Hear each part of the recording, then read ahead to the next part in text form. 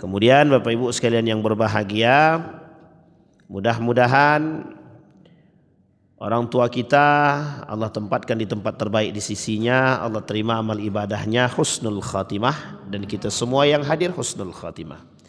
InsyaAllah rumah tangga yang sakinah, mawaddah, warahmah. Baik Bapak Ibu sekalian yang berbahagia, di malam hari ini kita lanjutkan kajian kita tentang prahara akhir zaman atau fitnah akhir zaman. Nah, pada malam hari ini ada beberapa hadis, mungkin sekitar 2 atau 3 hadis yang akan kita bacakan dan akan kita coba ambil pelajaran daripada makna hadis tersebut. Hadis yang pertama atau lanjutan daripada hadis sebelumnya tentang perkara fitnah yang akan terjadi, yang menjadi bagian daripada, kalau bahasa kita sekarang ini, ramalan Rasulullah. Seorang ulama menuliskan dalam kitab tersebut dengan judul Zikrul Bayan bi anna du'ata ilal fitani inda wuqu'iha innama hum du'atun ilan nari na'udzubillahi minha. Qala Nabi sallallahu alaihi wasallam, qala an Huzaifah ibn al-Yaman qala kana an-nasu yas'aluna Rasulullah anil khairi wa kuntu as'aluhu anis syarri mukhafatan an yudrikani fakultu ya Rasulullah.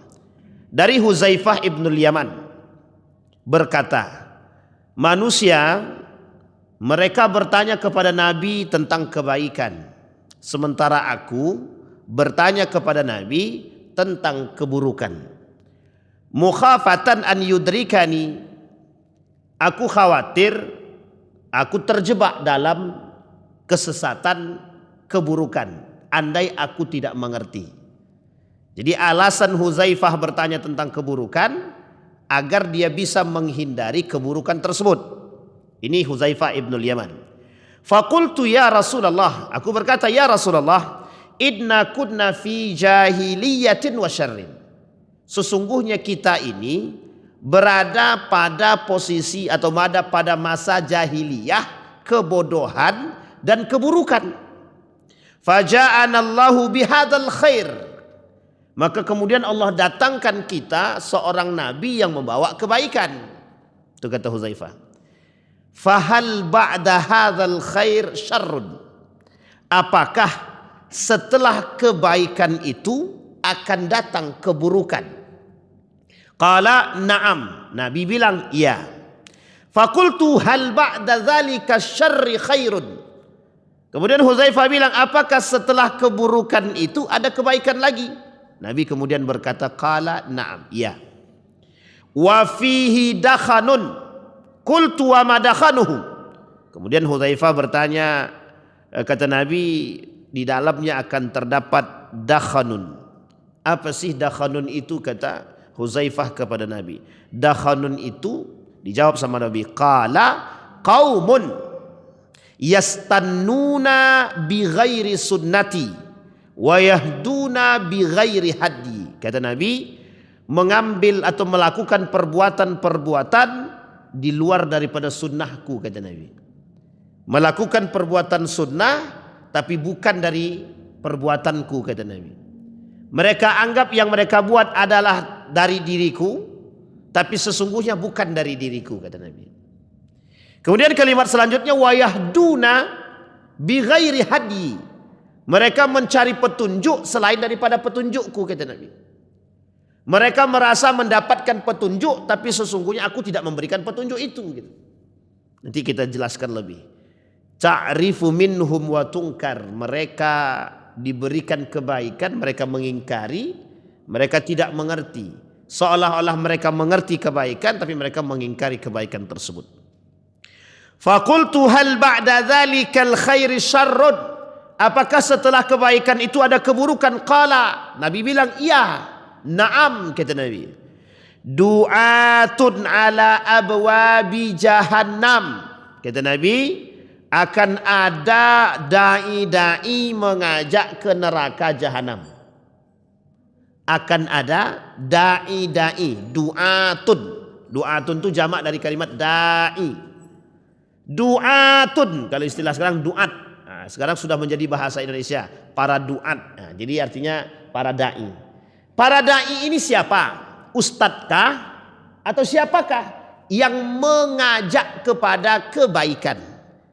Setiap orang yang mengajak dalam dakwah namanya da'i. Apakah dia mengerti ilmu agama atau tidak mengerti secara mendalam? Kalau dia mengajak orang kepada kebaikan, itu sebenarnya da'i namanya. Mengajak, yang mengajak, da'i. Yang berdakwah. Nah, semua kita ini sebenarnya da'i, Pak. Cuman model dakwahnya beda-beda. Ada yang dakwahnya dengan teknik, dengan kedokteran, dengan dan lain sebagainya. Nah, ada yang berdakwah dengan agama, ada yang berdakwah dengan anggota dewan, ada yang berdakwah dengan kursi, ada yang berdakwah dengan camat dan lain sebagainya. Semuanya dakwah. Kalau diniatkan untuk dakwah, kalau diarahkan kepada dakwah, kalau diselaraskan dengan makna dakwah. Bisa dipahami Bapak Ibu ya? Kalau diselaraskan maknanya. Tapi ada juga yang tidak dakwah itu banyak juga. Baik. Kemudian kata baginda Nabi, du'atun ala abwabi jahannam. Du'at para da'i, para orang-orang yang mengajak kepada neraka jahanam. Man ajabahum ilaiha qadhafuhu fiha. Barang siapa yang menjawab ajakan tersebut, kata Nabi, mereka akan masuk dalam golongan kelompok tersebut. Barang siapa yang masuk dalam ajakan orang-orang yang mengajak ke neraka, maka mereka akan qadhafu, dibakar, dihabisi, di bumi hanguskan, dihancurkan oleh Allah. Faqultu ya Rasulullah. Kemudian Hudzaifah ibn Yaman berkata, ya Rasulullah, sifhum lana. Ya Rasulullah, tunjukkan karakter mereka kepada kami, sifatnya. Dijawab sama Nabi, qala na'am qaumun min jildatina. Kata Nabi, mereka dari kulit kami. Nah, ini agak sensitif nih. Mereka dari kulit kami. Jildatina, kulit. Dibahasakan lebih detail lagi sebenarnya, atau lebih luas lagi, mereka dari golongan kami, kata Nabi. Dari golongan kami ini siapa? Bisa jadi dari Arab, bisa jadi dari garis keturunan Nabi, yang hari ini kita sebut sebagai habaib. Kan tak semua habib itu baik. Ada juga habib yang ngajak kesesatan, itu ada juga. Ada namanya habib, siapa namanya itu? Nah, itulah pokoknya. Pokoknya ada, tapi kita tidak dalam konteks mendiskriminasi, tidak. Artinya Bapak Ibu, habib sekalipun, ya kalau salah jangan diikuti, Pak. Kalau habib itu salah, ya jangan diikutin. Apa ada jaminan habib itu masuk surga? Oh, enggak ada. Yang dijamin masuk surga itu ya sahabat Nabi, yang disebutkan oleh Nabi dan para pengikut yang jelas masuk surga itu. As-sabiqunal awalin, jelas itu. Orang-orang yang berbaiat bai'ur ridwan, jelas masuk surga itu. Karena bai'ur ridwan itu ada orang berbaiat kepada Nabi dan Allah ridho kepada mereka, dan Allah sebutkan dalam Al-Quran. Dan mereka berbaiat tahtas syajarah, kata Nabi. Tapi dibunuh itu oleh Muawiyah, salah satu di antara beberapa orang yang berbaiat di bawah pohon itu, dibunuh oleh Muawiyah ibn Abi Sufyan. Disuruhnya Al-Gojo memenggal kepalanya karena tidak mau berbaiat kepada Muawiyah. Tapi radhiyallahu anhum, artinya orang yang berbaiat tahta syajarah, yang dibaiat itu Allah ridho terhadap mereka. Nah, kalau ridho terhadap mereka itu, kalau Allah ridho itu kira-kira masuk surga atau masuk neraka itu? Pandai-pandailah mentafsirkannya begitu. Sama. Para sahabat Nabi itu, Hasan wal Husain itu masuk surga apa tidak? Cucu Nabi itu. Yang sudah dicium lehernya, dicium bibirnya sama Nabi itu. Ini cucuku nih, kata Nabi. Kelak di surga menjadi pemimpin ahlu syababul jannah. Syabab ahli jannah. Dia nanti bakal jadi pemimpin pemuda-pemuda di surga. Di surga, kata Nabi. Dipenggal matinya kan kepalanya. Diracun, Pak. Diarak lehernya. Kira-kira yang membunuh cucu Nabi ini kira-kira masuk surga apa masuk neraka? Yakin abang? Tapi kalau dia tak tobat, dia ya benar itu, Pak. Itu cucu Nabi, Pak. Cucu Nabi. Jadi orang yang dekat dengan Nabi pun belum tentu bisa ada jaminan masuk surga. Jadi kalau Habib kata aku ini sudah pasti masuk surga, nggak usah diikutin. Nggak usah diikutin, mesti nyeleneh itu. Ada Habib ngakunya diri dia pasti masuk surga itu nyeleneh itu. Kenapa? Tidak ada yang tahu Pak. Setelah orang-orang yang disebutkan oleh Nabi tidak ada yang tahu mereka bakal masuk surga itu tidak tahu. Makanya fastabiqul khairat, semua berlomba-lomba dalam kebaikan. Kata Nabi, kata Huzaifah, sibhum lana, coba tunjukkan sama kami orang itu seperti apa karakter mereka. Disebut sama Nabi, hum min jildatina, mereka dari kulitnya sama kayak kami. Ada kemungkinan kalau kulit Nabi putih berarti orang Arab dia. Tapi apakah orang Arab itu semuanya putih? Tidak juga. Ada juga orang Arab yang kulitnya hitam. Dari keturunan Bilal bin Rabah, dari keturunan Wahsy dan lain-lain sebagainya. Itu kulitnya hitam itu Pak. Tapi masih dianggap Arab? Masih dianggap Arab Pak. Karena memang tinggalnya di sana kan. Baik. Kemudian yatakallamuna bi alsinatina. Lebih spesifik lagi Nabi sebut. Mereka berbicara sama seperti lisan kami berbicara. Kira-kira Nabi bahasanya apa? Arab. Berarti ini bakal orang Arab juga nih yang merusak nih. Wah kacau juga kalau begini. Maka ini bisa jadi dalil Pak. Bisa jadi dalil oleh orang liberal. Makanya kita nggak usah ngikut Timur Tengah gitu. Tapi orang liberal sesat juga Pak. Yang satu arahnya ke barat, yang satu arahnya ke Timur Tengah. Bapak Ibu tinggal pilih yang mana.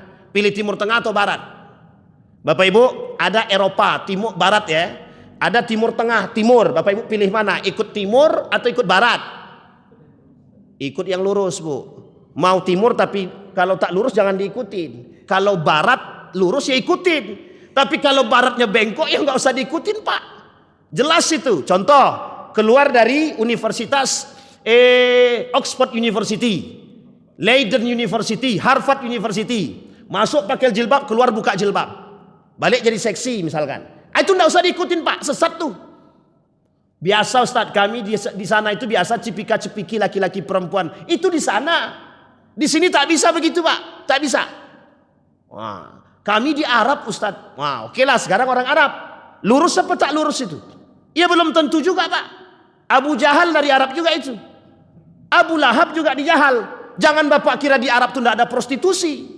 Ya betul kata Buya Hamka. Kalau ditanya Buya Hamka pernah tidak nampak di Arab itu aku di Arab ada nampak orang prostitusi. Kata Buya Hamka, aku di Eropa tak ada nampak orang yang prostitusi gitu. Ya karena yang dicari lain. Kalau nampak di Arab prostitusi berarti memang kerjaannya mencari prostitusi. Kalau Buya Hamka tak nampak orang pelaku prostitusi di Eropa karena memang Buya Hamka tak mencari. Artinya apakah di sana ada kebejatan? Ada. Karakteristik jahiliyah itu seperti apa? Ya sudah kita jelaskan dulu Pak. Biasa Pak, biduan itu joget-joget biasa. Mabuk-mabukan dulu biasa. Judi itu biasa. Dulu tapi sebelum Islam datang. Setelah Islam datang masa fatrah Nabi itu sudah jauh sekali. Sampai hari ini akan kembali lagi. Nah masanya itu akan kembali lagi. Kata Nabi masa kejahiliahan itu akan kembali lagi. Nah inilah yang kita khawatirkan dan yang kita takuti. Min alsinatina. Maksudnya ada beberapa maksud. Yang pertama bisa jadi orang itu bisa paham bahasa Arab. Contoh, ada enggak guru-guru yang bisa bahasa Arab? Banyak. Ada enggak ustadz-ustadz yang bisa bahasa Arab? Banyak. Tapi ada enggak ustadz yang bisa bahasa Arab ngajak ke neraka? Ada juga. Yang bagaimana tuh ustadz? Ada. Contoh, dia pintar bahasa Arab. Cuma karena dia pintar bahasa Arab, dia tahu jamaahnya nggak ngerti bahasa Arab, dipinternya Pak. Seolah-olah itu dari hadis Nabi, tapi dia tipu. Nah, ini masalah Pak. Misalnya saya kasih contoh. Ini pintu nih. Saya bilang sama Bapak Ibu dengan bahasa Arab. Ya ayyuhal muslimun. Qala Nabi sallallahu alaihi wasallam, ya ayyuhal muslimun, udkhulu ila dzalikal babi fadkhulul jannah kulluha. Bapak Ibu kan nggak ngerti kalau begitu. Saya bilang, kata Nabi, masuklah lewat pintu itu nanti akan tembus ke surga semua gitu. Mau enggak Bapak Ibu begitu? Mau enggak Pak? Man sajjala nafsahu wahid milyan dakhalal jannah. Kata Nabi barang siapa yang mendaftar dirinya kepada saya 1 juta masuk surga gitu. Kira-kira kalau saya bahasa Arab kan begitu, dianggap bahasa Nabi, kira-kira percaya enggak Bapak Ibu? Yang enggak ngerti bahasa Arab bisa percaya enggak? Bisa, karena kita nggak ngerti bahasa Arab.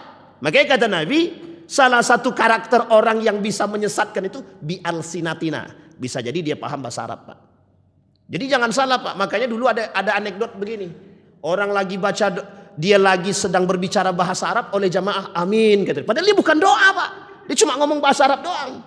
Tapi dia itulah karena kita nggak paham bahasa Arab. Jadi yang salah siapa? Yang salah dai-nya Pak, yang salah ustadznya. Kalau ustadznya mempelintir, menganggap jamaah nggak ngerti bahasa Arab, dipaksakan dia pakai bahasa Arab, seolah-olah yang dia sampaikan perkataan Nabi menyesatkan. Dhalu adal. Itu sesat menyesatkan Pak. Nah yang kayak gini nih banyak sekarang Pak, banyak. Mentang-mentang bisa bahasa Arab, seolah-olah yang dia sampaikan itu perkataan Nabi. Kata Nabi dalam hadisnya, man kadzdzaba alayya muta'ammidan falyatabawwa maq'adahu minan nar. Yang berdusta atas nama diriku kata Nabi, nah yang kayak tadi nih, hadisnya dibilang hadisnya itu ndak ada tapi dibilang hadis. Nah, ini banyak Pak. Nah, nanti kalau mau tahu Pak, mendekat Ramadan banyak tuh. Dulu pernah saya sampaikan di Masjid Al-Irham, hadis-hadis palsu dan hadis-hadis yang lemah banget seputar Ramadan. Kayaknya enggak habis juga waktu itu, enggak selesai juga, tapi beberapa hadis sudah kita sampaikan. Contoh hadisnya Pak, contoh hadisnya begini. Kata mereka bilang begini, man fariha bidukhuli Ramadan faqad haramallahu jasadahu 'alan nar. Barang siapa yang berbahagia dengan datangnya Ramadan, maka jasadnya haram masuk neraka. Wah, kalau gitu kita tak usah berpuasa Pak, bahagia aja. Bahagia aja kita datang Ramadan masuk surga kita. Tapi mohon maaf Pak, mohon maaf betul, itu bermasalah itu Pak, bermasalah. Secara makna dalam ilmu hadis bermasalah. Secara matan itu bermasalah. Sehingga Ali Mustafa Ya'qub, seorang imam masjid Istiqlal pada saat itu dan pakar hadis di Indonesia, mengatakan hadis ini palsu. Ada seorang pakar hadis dari Mauritania baru datang ke Indonesia, baru selesai S2-nya. Saya tanya tentang sama beliau, kebetulan beliau punya buku, benar enggak hadis ini bermasalah enggak? Kata beliau ini bermasalah. Kata dia. Man fariha bidukhuli, meskipun ada beberapa ulama yang mengutip, tapi tidak masyhur. Nah, saya menyarankan kita tidak usah mengikuti itu. Kalau kita bahagia, jelas. Tapi kebahagiaan harus diimbangi dengan keimanan. Kalau bahagia doang tapi tidak ada iman, tidak bisa Pak. Misal ada yang bilang, barang siapa yang berbahagia dengan datangnya Ramadan, haram jasadnya masuk neraka. Salah satu cara berbahagianya adalah dengan mandi belimau. Selesai urusan Pak. Kalau sempat ada yang bilang begitu, kacau tuh Pak. Pokoknya yang tidak mandi belimau, ini ada yang sampai ke telinga saya Pak. Yang tidak mandi belimau tidak sah puasanya. Ini fatwa baru namanya. Ini yang kayak gini ini sesat nih Pak, sesat nih. Mohon maaf ya, jangan tersinggung. Siapapun yang tersinggung berarti pelaku kan. Jadi kalau ada fatwanya begini, yang tidak mandi belimau tidak sah puasanya, sesat. Sama halnya yang kemarin lagi viral tuh Pak. Kalau tidak pakai peci merah putih, tak sah sholatnya kata dia. Negara kita ini unik Pak, saking majmuknya banyak kali aliran sesat itu, 1000 lebih. Yang ditemukan oleh Majelis Ulama Indonesia itu aliran sesat itu 1000 lebih. Kira-kira ada nggak setiap satu kelompok tuh punya pengikut nggak? Punya Pak, punya pengikut. Meskipun ada yang sedikit, ada yang banyak banget itu. Nah, coba kita lihat nanti sebelum Ramadan, aliran sesat apa lagi yang muncul gitu. Nah, ini barusan ini ada beliau kirim ke saya video. Ada orang bisa ke Mekah melalui satu pintu. Apa namanya itu? Sunan Ampel kata dia. Wallahu alam. Saya tidak mengkritik pada poin tersebut Bapak Ibu. Jadi janganlah dibuat-buat yang aneh-aneh itu enggak usahlah. Kalau mau ke Mekah, ada duit bayar ke travel, berangkat umroh, daftar haji bisa. Kalau panjang umur berangkat, kalau enggak panjang umur ya matilah berarti kan. Mesti nggak akan berangkat Pak. Tapi kalau buka pintu ternyata di depan pintu itu ada Ka'bahnya, saya tidak percaya Pak. Saya tidak bisa percaya Pak. Ustadz, ini kajiannya adalah kajian tasawuf. Saya sangat memahami bahwa jika orang tasawuf pun dihadapkan dengan begitu, mereka akan katakan tidak ada begitu. Kalau mau ke Mekah ya langkat. Jadi kalau kita keluar lewat pintu belakang nih, langsung kita sampai ke Mekah. Ada pengalaman spiritual dan lain sebagainya. Bapak Ibu, saya jelaskan dan saya garis bawah Bu. Saya garis bawahi. Sesuatu yang sifatnya seperti ini, atau bisa kita anggap dibenarkan dalam sisi karomah. Ali bin Abi Thalib kurang sufi apa dia? Abu Bakrin kurang sufi apa? Hasan al-Basri kurang sufi apa? tidak pernah mereka menyebutkan karomah yang diberikan dalam bentuk pamer ataupun menunjukkan kehadapan manusia. Nggak ada, Pak. Nggak ada. Misal, Bapak Ibu boleh cek, Habib mana yang bilang begini, aku tadi melihat Nabi Muhammad di depan mataku. Habib mana? Yang kemarin diprotes oleh banyak jamaah, Habib Umar katanya nengok Nabi. Itu yang ngomong siapa? Habib Umarnya nggak ngomong, Pak. Yang ngomong tuh orang-orang yang merusak aja. Jadi seolah-olah dia melihat Nabi dia. Pak, orang yang punya sesuatu yang mohon maaf unpredictable, sesuatu yang tidak bisa diprediksi. Setiap kita nih Pak punya pengalaman pribadi masing-masing. Dan mohon maaf pribadi, pengalaman kita pribadi dalam urusan ibadah kita itu tidak semuanya bisa diterima oleh orang. Jadi cukup konsumsi pribadi. Contoh, Bapak Ibu rajin sedekah. Tiba-tiba satu ketika Bapak Ibu mengalami satu bukan karomah, kelebihan. Bapak Ibu bisa karena saking semangatnya tiba-tiba yang kakinya sakit bisa sembuh. Padahal karena rajin sedekah. Tapi Bapak Ibu kan tidak bisa. Kau rajin sedekah nanti penyakit kau sembuh. Setelah dia rajin sedekah ternyata penyakitnya nggak sembuh-sembuh. Akhirnya yang terjadi apa? Bohong orang itu. Ini pengalaman pribadi. Pengalaman pribadi spiritual itu jangan diceritakan pada orang lain. Setiap orang punya pengalaman pribadi di bidang spiritual masing-masing. Bisa dipahami Bapak Ibu ya. Jangan sama. Jarang ada yang kesamaan tuh jarang. Jarang Pak. Orang yang ulama yang benar tidak akan bercerita secara zahir dan terang-terangan kepada orang awam. Gak akan. Tidak akan. Kenapa demikian? Karena sifatnya karamah itu tidak bisa dinalar dengan akal. Khawatir orang awam yang tidak sampai gaya berpikir secara ibadah dan pikiran. Mohon maaf Pak. Mereka buat ternyata nggak dapat. Akhirnya mereka sesat. Inilah yang disebut dengan salah kaji. Dulu banyak Pak. Saya temukan di kampung saya. Banyak orang dapat kitab. Aku dapat kitab. Tadi malam aku bermimpi tiba-tiba kitab itu sudah ada di bawah bantalku. Aku kajilah. Pokoknya kami tidak perlu sholat Wan. Cukup kami zikir di dalam kamar kami setiap waktu. Saya bilang ini aliran apa lagi nih? Dalam hati saya. Usut punya usut. Orang nih salah kaji. Akhirnya sesat kan? Sesat Pak dan menyesatkan. Apalagi kalau dia. Oke lah kalau dia tidak punya jamaah. Kalau dia punya jamaah Pak. Berapa banyak yang disesatkan? Jatuhnya apa? Jariyatus su' namanya. Nah ini poin pentingnya di sini Pak. Sekarang saya tanya Bapak Ibu, anggap saja, Pak Imam masjid kita. Mesti kalau beliau berbicara, beliau mengerti Al-Quran, hafal Quran. Sedikit banyak di antara jamaah pasti ada yang mengikuti. Karena beliau pakar dan paham agama Al-Quran. Salah satu sandarnya kan Al-Quran, jelas kan. Tapi kan kita nggak tahu Pak, benar apa salahnya itu. Bisa dipahami ya? Kalau hatinya bersih, mesti dia akan menyampaikan kebenaran. Tapi kalau mohon maaf, kalau tujuannya mencari piti Pak. Pokoknya bisa aja diselap-selipkan, yang penting duit dapat gitu, terserah. Itu yang terjadi sekarang. Sekarang sih kita coba Pak. Akhirnya mohon maaf, banyak orang yang mengikuti karena memang cari duit. Makanya sekarang banyak kayak Mama Gufron kan. Bapak Ibu tahu Mama Gufron kan? Akhirnya minta maaf kan dia. Cuman kan posisinya ulama kan nggak bisa menyesatkan dia. Itu masalah kita sekarang nih Pak. Majelis Ulama Indonesia nggak bisa menghakimi itu gitu. Ini masalah Pak. Ini contoh penting itu Pak untuk kita sampaikan. Jadi ini poinnya. Kata Nabi, kembali kepada hadis tadi, kata Nabi, kaumun, mereka min jildatina. Mereka dari kulitnya sama dengan kami, putih. Artinya kulit di sini sebangsa dengan kami, kata Nabi, bisa jadi.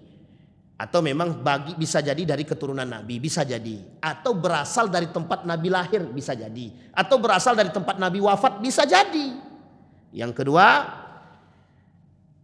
yatakallamuna bi alsinatina. Mereka berbicara seperti kami berbicara. Artinya kalau Nabi berbicara pakai bahasa Arab, berarti mereka pakai bahasa Arab. Pertama. Yang kedua, bisa jadi orang yang disampaikan mereka bisa jadi benar. Tapi mohon maaf bisa jadi yang disampaikannya benar tapi tujuan akhirnya lain. Contohnya ustadz yang butuh duit. Benar Pak? Makanya kata Dr. Mawardi Muhammad Saleh itu ulama itu 3. Ulama pemerintah, ulama jamaah, ulama rabbani. Yang benar yang mana?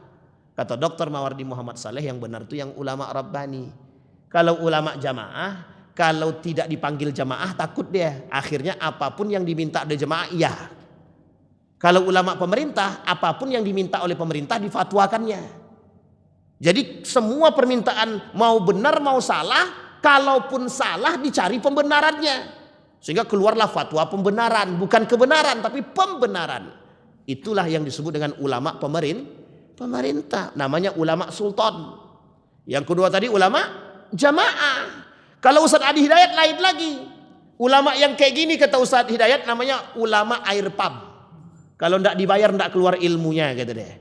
Jadi kalau dibayar baru keluar. Kalau tidak dibayar tidak keluar ilmunya kata Ustaz Adi Hidayat. Namanya ulama air pump kata dia. Dan Bapak Ibu jangan salah. Imam Al-Ghazali banyak ulama yang membahas, bukan hanya Imam Al-Ghazali.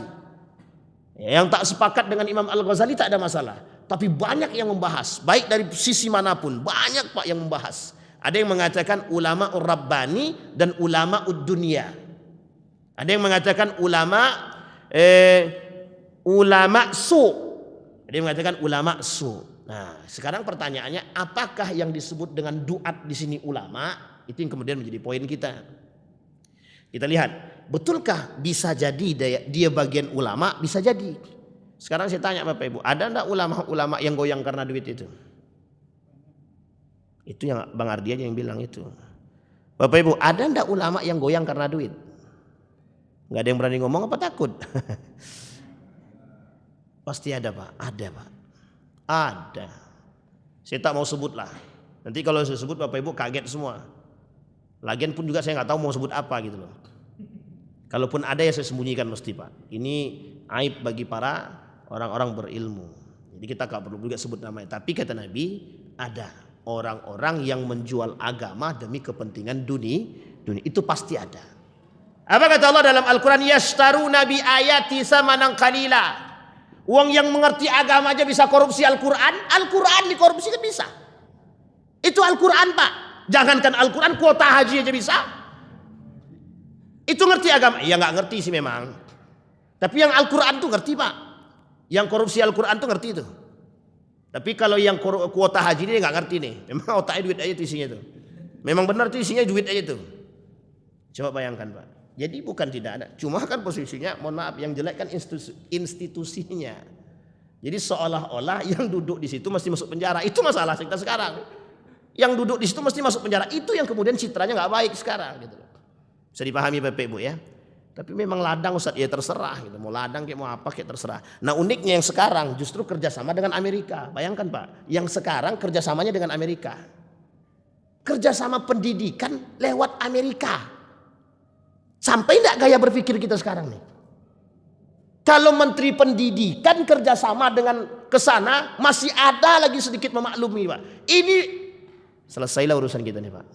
Menteri Agama lah kok kerjasamanya dengan Amerika tuh sisi apa gitu loh. Sisi duitnya, beasiswa. Sekarang saya tanya Bapak Ibu. Apakah orang Eropa memberikan beasiswa itu murni tidak ada yang diminta? Enggak ada Pak. Pasti minta. Paling tidak yang diminta sekulerisme, mensekulerkan. Itu yang diminta. Jelas Pak. Memang harapannya itu, nggak ada yang lain harapannya. Kita kerjasama, kan kacau tuh. Masih banyak Pak. Kuwait ada, Maroko ada. Apa nggak kerjasama dengan Maroko? Kayak kerjasama dalam sisi apa? Kayak beasiswanya. Brunei Darussalam kayak atau apa kan banyak Pak. Baik, kita lanjut Pak ya. Nah, qultu ya Rasulullah, fama tara in adrakani dzalika? Bagaimana pendapatmu jika aku, kata Hudzaifah ibn al-Yaman, bagaimana pendapatmu jika aku bertemu dengan orang seperti itu? Kemudian kata Nabi, qala talzamu jama'atal muslimina wa imamuhum. Pastikan benar jamaahnya, kelompoknya. Kalau ternyata kelompok ini benar, ada kelompok yang memang mereka itu disesatkan, kalau bisa diluruskan, luruskan. Itu yang pertama. Tapi kalau tidak punya jamaah dia, maka itu lebih mudah. Dia sesat sendirian. Nah, kemudian dijawab lagi. Fa in lam takun lahum jama'atun wala imam, tapi mohon maaf katanya.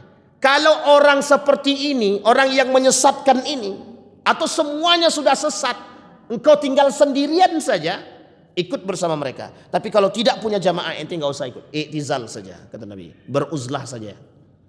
Jadi ada perintah dari Nabi beruzlah, bergabung dengan orang.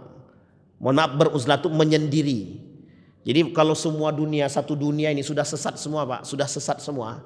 Dan bapak yang cuma bapak ibu doang yang garisnya lurus gitu, maka istiqamalah dengan bersama jamaah. Misal contoh nih, cuma Masjid Nurul Ukhwah ini aja yang alirannya lurus, sholat 5 waktunya jelas, yang lain 4 semua gitu misalkan ya. Misal lain 4 waktu, cuma Nurul Ukhwah yang sholatnya 5 waktu sesuai dengan ajaran Nabi, maka istiqamah saja.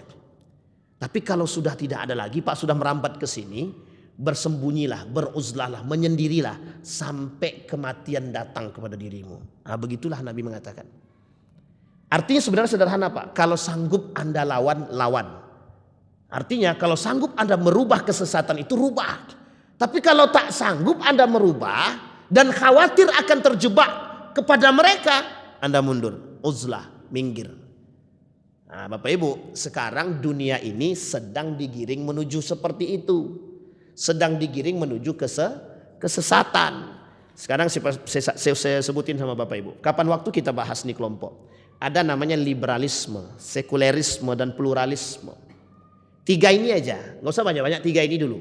Ini dari sisi Eropa. Orang-orang Barat yang nggak suka dengan Islam, mereka bangun nih gaya berpikir seperti ini, liberal, gaya berpikir yang bebas, sekuler, memisahkan antara agama dan kehidupan, pluralisme, menganggap semua agama ini benar. 3 ini sudah ada proyeknya. Contoh, liberal, proyeknya apa proyeknya? Proyeknya jauhkan agama dari sekolah-sekolah. Artinya bagaimana? Pokoknya di dalam sekolah yang tadinya jam pelajaran agamanya banyak dikurangi. Dari dikurangin dulu, jangan dihapus, dikurangin dulu. Ntar sudah 5 tahun berjalan aman, potong. Bisa dipahami ya? Kita ambil contoh. Di universitas misalkan ada pelajaran akidah akhlak yang tadinya 4 SKS dikasih 2 SKS. Jangan langsung dihapus, kasih 2 SKS dulu. Setelah berjalan 1 tahun, 2 tahun sampai 5 tahun, kurangin lagi jadi 1 SKS. 5 tahun ke depan hapus, jadikan ekstrakurikuler. Yang mau ikut silakan, nggak ada masalah. Bisa dipahami Pak? Begitu caranya Pak. Apa alasannya? Alasannya banyak. Alasannya mata kuliah pelajaran yang fokus itu harus. Pelajaran inti harus dipelajari lebih banyak. Akhirnya digeser lah Pak. Sekulerisme sama. Sekulerisme itu tidak boleh ada orang-orang yang mengerti agama jadi pemimpin, tidak boleh. Yang mengerti agama jadi apa, tidak boleh jadi kepala dinas, nggak boleh. Kalaupun boleh tapi tetap dipegang kepalanya sehingga dia nggak bisa menerapin sistem agama. Bisa ya Pak? Bisa. Kalau pluralisme bagaimana? Nanti kita Natal bareng, Waisak bareng, diajak kita semua Pak. Anggap semua agama semuanya sama. Cuma jalan menuju Tuhan yang satu aja beda-beda. Kapan waktu kita bahas nih satu-satu Pak. Insya Allah kalau umur panjang dan kalau kita diizinkan ketemu. Itu satu. Sekarang dari timur Pak. Dari timur, bukan dari timur sebenarnya. Lebih tepatnya dari beberapa arah gitu. Aliran-aliran sesat. Aliran sesat itu yang seperti apa Ustaz? Ada banyak Pak, sudah saya ceritain di sini dulu kan. Ada yang sholatnya telanjang, nggak pakai baju. Kan bapak-bapak yang senang, ibu-ibu senang juga gitu kan. Jadi ada kelompok yang sholatnya tanpa sehelai benang pun. Jadi nggak pakai baju. Jadi sholatnya nggak pakai baju. Kalau kita tanya mengapa kok sholatnya nggak pakai baju? Jawabnya biar bersih. Biar nggak nempel kotoran. Kan sesat tuh Pak. Nah, jadi kan di TV kan sudah banyak tuh. Ada gus-gus yang boleh peluk perempuan. Kajian boleh campur laki-laki perempuan. Itu sesat tuh Pak, sebenarnya sesat itu. Benar Pak. Nggak ada Islam mengajarkan begitu tuh, nggak ada. Nah, sama halnya yang tadi. Bisa tembus, buka pintu tiba-tiba tembus langsung Ka'bah. Kalau kayak gitu kita nggak perlu bayar mahal-mahal Pak. Kalau memang betul ternyata ada, saya juga mau itu. Biar cepat datang ke Mekah, nggak usah pakai pesawat. Buka pintu tembus langsung sampai ke Mekah. Nggak banyak duit Pak, cuma 1 juta 2 juta aja paling. Sama istilahnya kalau Bapak Ibu, mau enggak Bapak Ibu masuk surga bayar 1 juta? Pasti tapi, mau enggak? Pasti masuk surga, mau enggak Bu? Tapi kan enggak ada begitu kan. Nah, ini masalah kita, itu kan sesat itu Pak. Sesat dan menyesatkan. Ada sisi yang lain lagi. Yang suka mengkafirkan. Yang suka membid'ahkan. Yang suka menganggap diri paling benar. Itu semua Pak terjadi pada masa dahulu Pak. Semua terjadi. Ada orang yang kami tidak perlu kerja. Kelompok nih nggak perlu kerja. Nanti bakal datang duit langsung turun dari langit. Sekarang pernah nggak Bapak Ibu dapat duitnya langsung turun dari langit itu? Pernah nggak? Tapi kenyataan Pak, itu kenyataan ada kelompok yang percaya begitu. Ada lagi kelompok yang nggak percaya takdir sama sekali. Pokoknya kerja terus, nggak perlu percaya takdir, nggak perlu sholat, nggak perlu ini. Ada kelompok yang nggak perlu sholat secara gerak, cukup dalam hati. Aku sudah sholat Wan. Kapan? Tadi mengingat Allah, selesai gitu. Kan kacau itu Pak. Eling, itu satu deh, betul. Itu namanya kelompok eling namanya. Eling. Di Jawa itu ada namanya Islam kejawen. Sholat tidak itu, nggak sholat itu. Nah, coba bayangkan. Jadi itu yang saya sebutkan Pak, itu baru sebagian kecil, belum sampai 10. Ini 1000. Coba bayangkan tuh. Unik kan? Ada profesor bisa percaya dengan orang yang bisa menggandakan duit. Unik apa tidak itu? Itu profesor Pak. Nah, ini artinya dari sisi ini aliran sesat. Lah sekarang Bapak Ibu, itu kan yang jelas-jelas kesesatannya. Kalau jelas kesesatannya Pak, itu aja masih banyak pengikutnya. Bagaimana yang kesesatannya belum jelas? Kita ambil contoh. Kaum-kaum yang dai-dai yang mengantarkan kepada neraka tadi. Contoh, dai yang cinta terhadap dunia. Pengikutnya banyak? Banyak Pak. Banyak. Ada ustadz yang pamer, rumah aku ini 50 miliar loh. Itu pamer apa tidak? Saya tanya Bapak Ibu, saya tanya sama Bapak Ibu, ada nggak pengikutnya? Ada. Sekarang saya tanya, kalau pengikutnya bilang begitu salah nggak kira-kira? Akhirnya alasannya, Ustadz itu aja kayak gitu dia. Kan panutan kami, kita mau ngomong apa? Dulu ada Pak, ada namanya investasi bodong. Saya bilang, jangan ikut, itu bodong, investasi bodong, penipuan itu. Ustadz ente anak kecil nggak usah sok tahu gitu deh. Padahal jurusan awak ekonomi Islam Pak. Kita teliti dulu, kita cari tahu di OJK benar apa tidak. Akhirnya apa yang terjadi Pak? Apa kata mereka? Ustadz itu aja ikut gitu dia. Itu ustadz lebih tua dari ente nggak usah ngomong gitu. Ya udah, saya diam Pak. Setahun kemudian bangkrut Pak, kabur pemiliknya. Baru nangis semua, betul Wan. Apanya yang betul saya bilang. Udah nggak penting penyesalan itu. Coba bayangkan. Jadi mohon maaf, MLM, saya tanya Bapak Ibu, apa hukumnya MLM itu? Ini yang mau protes lah. MLM itu haram Pak, difatwakan oleh majelis ulama. Apa jawaban mereka? Ustadz aja ikut gitu deh. Kita mau ngomong apa? Jangan gibah, Ustadz itu aja gibah gitu deh. Kita mau ngomong apa Pak? Yang kayak gini nih Pak, yang menjadi masalah kita sekarang. Nah yang begini-begini ini kan tidak zohir kesesatannya. Tapi mohon maaf, ada pembenaran di balik kesalahan. Ini yang kita takutkan. Kalau kebenaran yang ditonjolkan kita enak, tapi pembenaran kalimatnya berbeda. Kebenaran dan pembenaran itu berbeda. Pembenaran bisa jadi salah dibenarkan. Kalau kebenaran mutlak dia benar Pak. Bisa dipahami Bapak Ibu ya. Sekarang saya tanya Bapak Ibu. Kira-kira sesat nggak orang yang begini?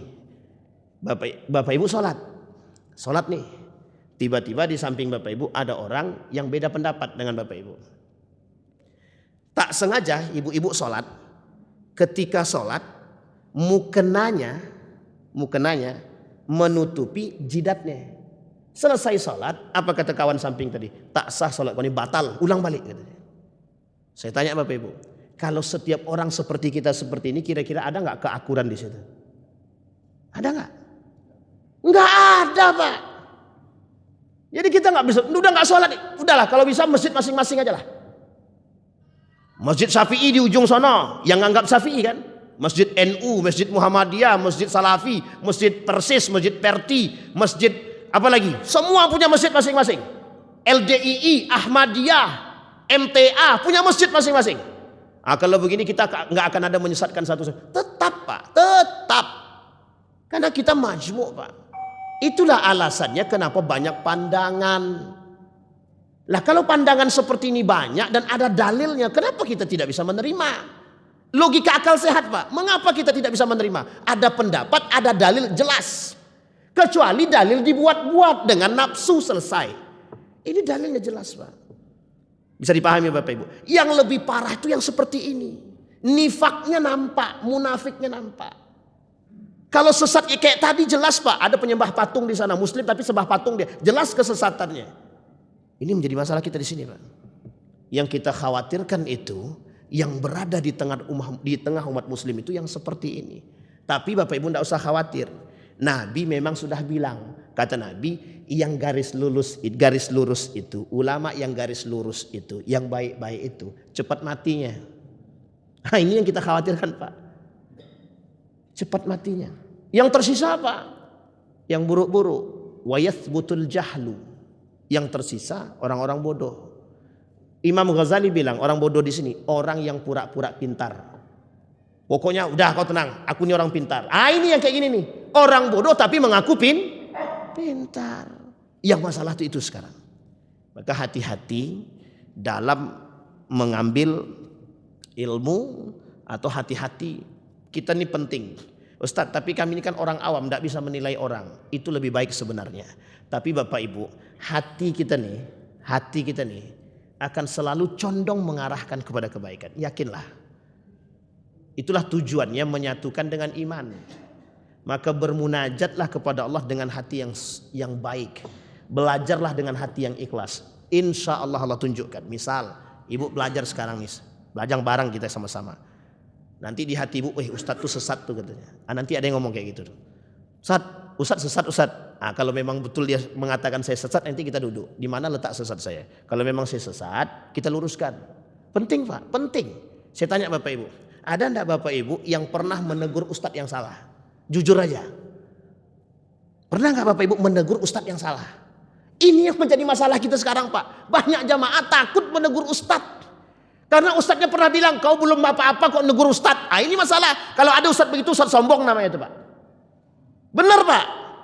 Jadi kalau kami ini salah, mohon maaf Pak, Bapak Ibu pandang kami ini manusia.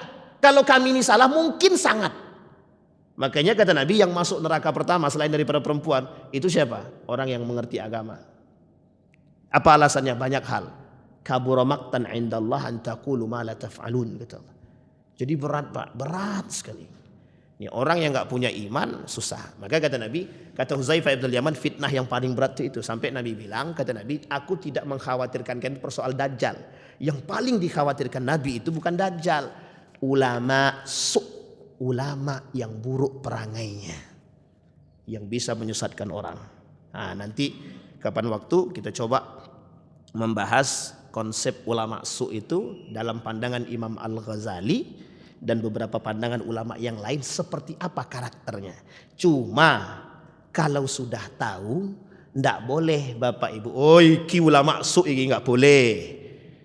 Ustadz jangan ke sini. Ustadz itu ulama ndak boleh Bapak Ibu, ndak boleh.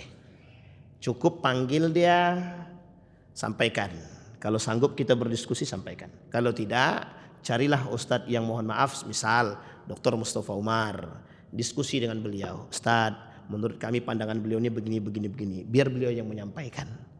Karena masih ada orang alim, fauqa dzi ilmin alim. Masih ada orang alim di atas orang berilmu. Insya Allah Bapak Ibu kita masih dijaga oleh Allah. Dan insya Allah masih banyak ulama-ulama garis lurus di sisi kita yang bisa kita ambil ilmunya dengan baik dan benar. Insya Allah. Saya dengar Ustadz Dr. Mawardi Muhammad Saleh ada ngisi ceramah di masjidnya Al-Irham. Kalau bisa belajarlah. Kalau bisa buka sesi tanya jawab sepanjang mungkin, insya Allah. Saya tidak mengatakan beliau itu bersih suci, tidak. Tapi insya Allah sejauh yang kita pandang, mudah-mudahan kita bisa mengambil ilmu yang baik. Ada beberapa ulama yang lain, tidak hanya Dr. Mawardi Muhammad Saleh, tapi masih ada ulama-ulama yang lain yang kita pandang baik, ilmunya ambil. Yang nggak baik tinggalkan Pak. Mudah-mudahan ada manfaat bagi kita semua. Mudah-mudahan bisa menjadi penjagaan bagi kita. Mudah-mudahan kita husnul khatimah. Fa'tabiru ya ulil absar la'allakum tuflihun. Assalamualaikum warahmatullahi wabarakatuh.